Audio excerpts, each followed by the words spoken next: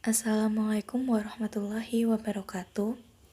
Perkenalkan, kami dari kelompok 1 dari kelas akuntansi 3 mau mempresentasikan hasil diskusi dari kelompok kami, yaitu tentang ketentuan umum, kedudukan dan jenis desa, serta kewenangan desa dalam mata kuliah keuangan desa yang beranggotakan 5 orang.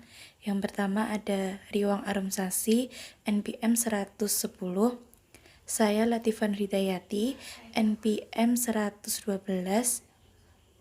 Sri Putri Lestari, NPM 118, Galuh Ferizalia, NPM 123, dan Hengki Marcella, NPM 124. Saya Hengki Marcella, NPM 124, akan menjelaskan tentang desa. Berdasarkan Undang-Undang Republik Indonesia Nomor 6 Tahun 2014 Pasal 1 Ayat 1, kesatuan masyarakat hukum yang memiliki batas wilayah yang berwenang untuk mengatur dan mengurus urusan pemerintahan, pentingnya masyarakat setempat berdasarkan prakarsa masyarakat, hak asal-usul, dan hak tradisional yang diakui dan dihormati dalam sistem pemerintahan Negara Kesatuan Republik Indonesia. Selanjutnya, pemerintahan desa. Berdasarkan Undang-Undang Republik Indonesia Nomor 6 Tahun 2014 Pasal 1 Ayat 2 dan 3, penyelenggaraan urusan pemerintahan dan kepentingan masyarakat setempat dalam sistem pemerintahan Negara Kesatuan Republik Indonesia. Pemerintahan desa merupakan kepala desa atau yang disebut dengan nama lain dibantu perangkat desa sebagai unsur penyelenggara pemerintahan desa.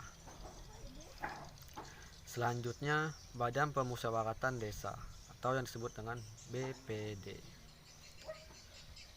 Berdasarkan Undang-Undang Republik Indonesia Nomor 6 Tahun 2014 Pasal 1 Ayat 4, lembaga yang melaksanakan fungsi pemerintahan yang anggotanya merupakan keterwakilan wilayah dan ditetapkan secara demokratis. Selanjutnya, tujuan dari pengaturan desa. 1. Memberikan pengakuan dan penghormatan atas desa yang sudah. Yang kedua, memberikan kejelasan status dan kepastian hukum atas desa dalam sistem ketatanegaraan Republik Indonesia. Yang ketiga, melestarikan dan memajukan adat, tradisi, dan budaya masyarakat desa. Yang keempat, mendorong prakarsa, gerakan, dan partisipasi masyarakat desa membentuk. 5. Menciptakan pemerintahan desa yang profesional, efisien, dan efektif, terbuka, serta tanggung jawab. 6. Meningkatkan pelayanan publik bagi warga masyarakat desa. Ketujuh, meningkatkan ketahanan sosial budaya masyarakat desa. Yang kedelapan, memajukan perekonomian masyarakat desa serta mengatasi kesenjangan pembangunan nasional. Terakhir, yang kesembilan, memperkuat masyarakat desa sebagai subjek pembangunan. Saya Sri Putri Lestari, NPM 118, akan menjelaskan tentang asas pengaturan desa. Yang pertama itu asas pengaturan desa rekognisi. Kedua, subsidiaritasi. Ketiga, keberagaman. Keempat, kegotong royongan. Kelima, kekeluargaan. Keenam, musyawarah. Ketujuh, demokrasi. Kedelapan, kemandirian. Kesembilan, partisipasi. Kesepuluh, kesetaraan. Kesebelas, pemberdayaan. Kedua-belas, kebersamaan. Dan yang terakhir, keberlanjutan. Nah, yang pertama saya akan menjelaskan tentang rekognisi. Rekognisi itu desa berhak untuk memanfaatkan, mendukung dan memperkuat usaha yang dimiliki suatu desa itu tersebut. Yang kedua, subsidiaritasi, yaitu Penetapan kewenangan kebiasaan warga masyarakat desa sebagai dari satu kesatuan keluarga besar masyarakat desa. Subsidiaritas ini harus lahir melalui wewenang desa, BPD, dan masyarakat desa melalui musyawarah. Keberagaman itu pengakuan dan penghormatan terhadap sistem nilai yang berlaku di masyarakat itu tersendiri. Nah, yang keempat, kegotong royongan. Maksudnya itu saling membantu untuk membangun desa. Contohnya itu gotong royong dalam kebersihan. Gotong royong dalam kebersihan ini bukan hanya untuk enak dipandang, melainkan juga untuk bisa mendapatkan kualitas udara sehat dan nyaman tentunya untuk ditempati. Terus kekeluargaan itu kebiasaan masyarakat desa sebagai bagian dari suatu kesatuan keluarga.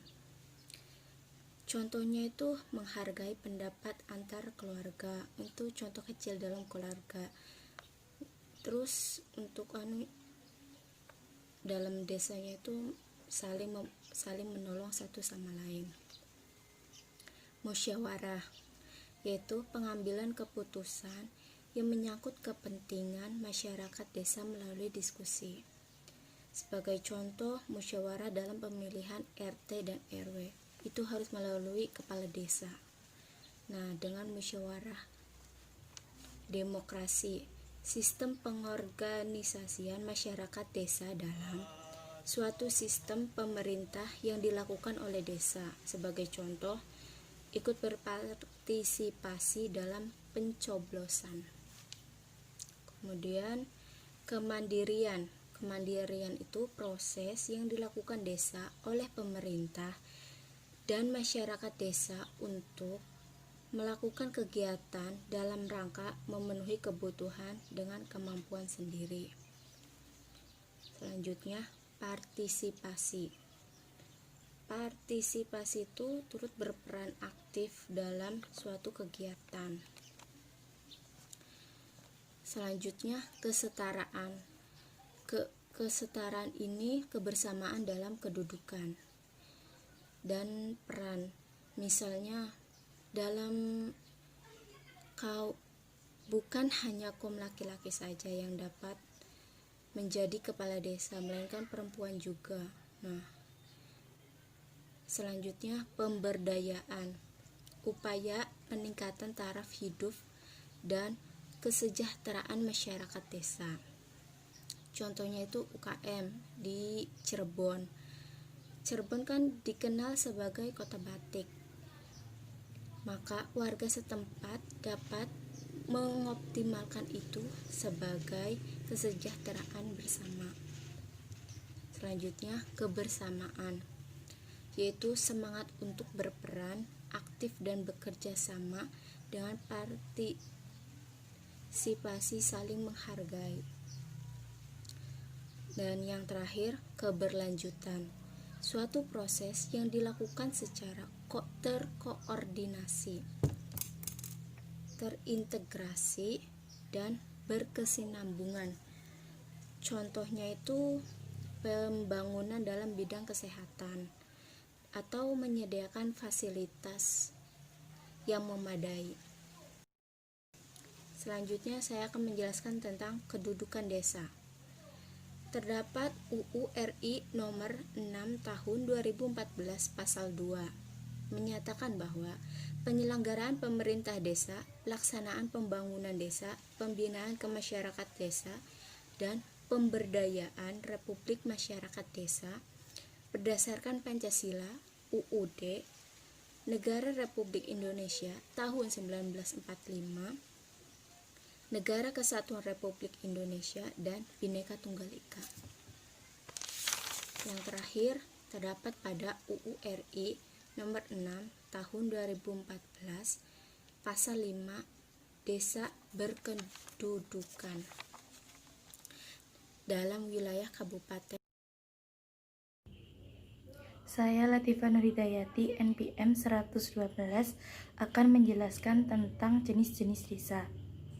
Berdasarkan klarifikasi tingkat perkembangan, itu desa dibedakan menjadi 3. Yang pertama itu ada desa swadaya, yang kedua desa swakarya, dan yang ketiga ada desa swasembada. Nah, di sini saya akan menjelaskan tentang desa swadaya, yaitu desa yang memiliki potensi tertentu namun belum dikelola dengan sebaik mungkin. Nah, di sini ada beberapa ciri dari desa swadaya. Yang pertama itu ada daerahnya itu terisolir dengan daerah lainnya, yaitu jarak dengan daerah lainnya tuh jauh. Terus yang kedua, penduduknya tuh jarang, masih sedikit penduduknya. Yang ketiga itu mata pencarian di desa tersebut agraris, yaitu kebanyakan penduduknya mata pencariannya petani atau berkebun. Selanjutnya ada masyarakat yang masih berpegang teguh pada adat, yaitu masih masih menjalankan adat istiadatnya yang ada di daerahnya tersebut. Selanjutnya ada teknologi yang rendah. Di desa tersebut jarang menggunakan teknologi. Selanjutnya ada sarana dan prasarana yang kurang. Sarana dan prasarana seperti sekolah pendidikan, nah itu di daerah desa itu masih jarang. Terus jalan yang ada di desa tersebut kurang bagus. Yang terakhir yaitu hubungan antar manusia itu sangat erat, karena mereka masih mengenal dengan adat istiadatnya, jadi hubungan antar manusia itu sangat erat. Selanjutnya saya akan menjelaskan tentang desa swakarya, yaitu peralihan dari desa swadaya menuju desa swasembada, yaitu mempunyai ciri-ciri. Yang pertama ada kebiasaan atau adat istiadat yang tidak mengikat sepenuhnya. Yang kedua itu ada masyarakat yang sudah mulai menggunakan alat-alat teknologi. Selanjutnya memiliki tingkat perekonomian, pendidikan, dan jalur lalu lintas dan prasarana lainnya. Nah, di sini tuh desa swakarya sudah ada beberapa kayak prasarana pendidikan seperti sekolah. Nah itu di desa tersebut sudah memiliki beberapa. Udah ada lalu lintas yang cukup lancar. Terus yang terakhir itu jalur lalu lintas antar desa dan kota itu juga sudah agak lancar. Selanjutnya saya akan menjelaskan tentang desa swasembada.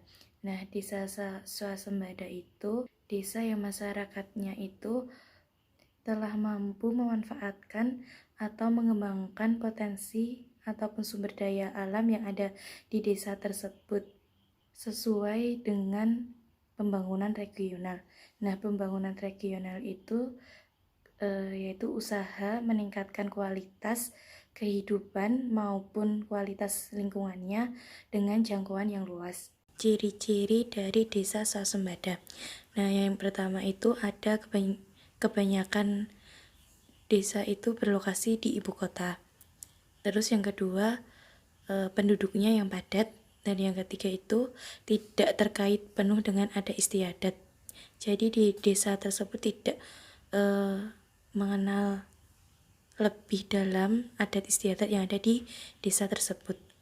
Selanjutnya yaitu telah memiliki fasilitas yang memadai dan lebih maju dari desa yang lainnya.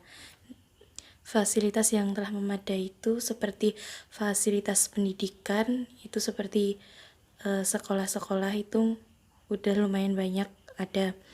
Terus kayak fasilitas kesehatan seperti puskesmas yang ada di desa-desa tersebut. Terus kayak ada perpus dari daerah tersebut. Dan yang terakhir itu partisipasi masyarakatnya itu sudah lebih efektif, yaitu masyarakatnya sudah menjalankan peraturan yang ada di daerahnya itu sendiri. Selanjutnya yaitu UU RI nomor 6 tahun 2014 itu menjelaskan tentang desa. Nah, di pasal 6 ayat 1 itu menjelaskan tentang terdapatnya dua tipe desa. Nah, pertama itu ada desa dan yang kedua desa adat. Nah, dari perbedaan desa dan desa adat itu, kalau desa itu mempunyai karakteristik yang berlaku umum di seluruh Indonesia. Nah, kalau desa adat itu mempunyai karakteristik yang berbeda pada desa pada umumnya, yaitu karena desa adat sangat terpengaruh kuat dengan adanya adat istiadat di daerah setempatnya dan terhadap sistem pemerintahan lokal, pengelolaan sumber daya lokal, dan juga kehidupan sosial budaya pada masyarakat desa. Perkenalkan, nama saya Galuh Ferizaldia, NPM 123. Selanjutnya saya akan menjelaskan tentang kewenangan desa. Definisi kewenangan desa menurut UU nomor 6 2014 menjelaskan bahwa kewenangan desa adalah kewenangan yang dimiliki desa meliputi kewenangan di bidang penyelenggaraan pemerintahan desa, pelaksanaan pembangunan desa, pembinaan kemasyarakatan desa, pemberdayaan masyarakat desa berdasarkan prakarsa masyarakat, hak asal-usul, dan adat istiadat desa.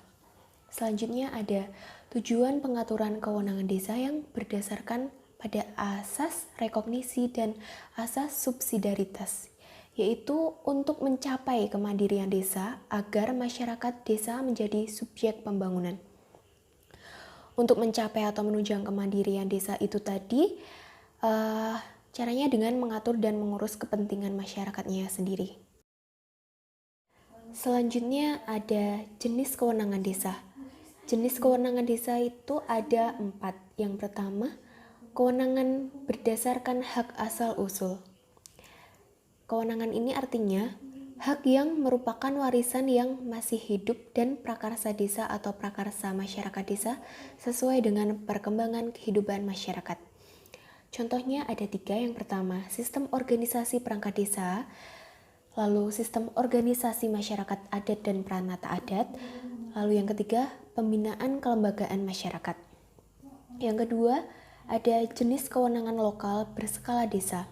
Artinya, menurut pasal 33 huruf B UU Desa adalah kewenangan untuk mengatur dan mengurus kepentingan masyarakat desa yang telah dijalankan oleh desa atau mampu dan efektif dijalankan oleh desa atau yang muncul karena perkembangan desa dan prakarsa masyarakat desa. Contohnya ada 3. Pertama, pengembangan pos kesehatan desa dan polindes. Yang kedua, pengembangan tenaga kesehatan desa. Yang ketiga ada pengelolaan dan pembinaan posyandu. Lalu jenis kewenangan desa yang ketiga adalah kewenangan yang ditugaskan pemerintah dan Pemda provinsi dan kabupaten atau kota. Nah, untuk artinya sudah cukup jelas. Saya sajikan contohnya berupa penyelenggaraan pemerintahan desa, pelaksanaan pembangunan desa, pembinaan masyarakatan desa, dan pemberdayaan masyarakat desa. Kemudian jenis kewenangan desa yang keempat adalah kewenangan lain yang ditugaskan pemerintah dan Pemda provinsi dan kabupaten atau kota. Selanjutnya saya paparkan beberapa usulan dari fraksi atau DPR terhadap draft RUU tentang kewenangan desa yang dianggap belum lengkap, yaitu ada beberapa. Pertama, kewenangan mengelola sumber daya desa. Ini dari fraksi PKS. Contohnya melimpahkan kewenangan pemerintah pusat kepada pemerintah daerah untuk mengelola sumber daya alam dan sumber daya manusianya. Misal di bidang pariwisata, pemerintah pusat memberikan wewenang untuk mengelola peluang pariwisata di daerah masing-masing. Kemudian yang kedua adalah kewenangan bidang pemerintah. Pemerintahan desa ini mungkin contohnya bisa pemilihan kepala desa, aparatur desa, mengatur struktur organisasi dan pemerintah desa dan sebagainya. Lalu yang ketiga ada kewenangan di bidang perencanaan dan pembangunan. Contohnya bisa seperti mengelola dan mengawasi dalam pembangunan, misal pembangunan jembatan, memperbaiki jalan, membangun rumah sakit, dan lain-lain. Nama saya Riwang Arumsasi, NPM 110. Selanjutnya saya akan memaparkan contoh kasus dengan judul penangkapan oknum aparatur desa Banpres, Kecamatan Tuah Negeri, Kabupaten Musirawas, Sumatera Selatan, yang diambil dari sumber jakartakompas.com. Isi kasusnya yaitu penangkapan oknum aparatur desa Banpres lantaran memotong bantuan langsung tunai atau BLT dana desa yang disalurkan pemerintah pusat disesalkan. Pasalnya, oknum tersebut memotong anggaran bantuan yang seharusnya diperuntukkan bagi masyarakat yang tengah menghadapi kesulitan akibat pandemi COVID-19. Ancaman pidana pun menanti keduanya. Saya sangat menyesalkan perilaku tokoh masyarakat desa ini, kata Menteri Desa PDTT Abdul Halim Iskandar dalam keterangan tertulis yang diterima kompas.com pada Rabu 3 Juni 2020. Oknum aparatur yang dimaksud yaitu seorang kepala dusun yang berinisial AM dan seorang anggota Badan Permusyawaratan Desa berinisial E. Keduanya diamankan oleh tim Saber Pungli Polres Musirawas setelah sebelumnya dilaporkan warga. Keduanya diduga memotong BLT atau bantuan langsung tunai dana desa yang sebelumnya telah disalurkan pemerintah kepada warga sebesar Rp600.000 untuk setiap kepala keluarga atau KK. Menurut kelompok kami, kasus tersebut merupakan kasus penyelewengan kewenangan yang dilakukan oleh aparatur desa terhadap masyarakat penerima bantuan sosial langsung tunai atau BLT. Sesuai Undang-Undang Republik Indonesia Nomor 6 Tahun 2014, desa dan perangkat desa memiliki kewenangan yang ditugaskan oleh pemerintah, pemerintah daerah provinsi, atau pemerintah kabupaten atau kota. Sekian presentasi dari kelompok kami. Jika ada salah dan kurangnya, kami mohon maaf. Wassalamualaikum warahmatullahi wabarakatuh.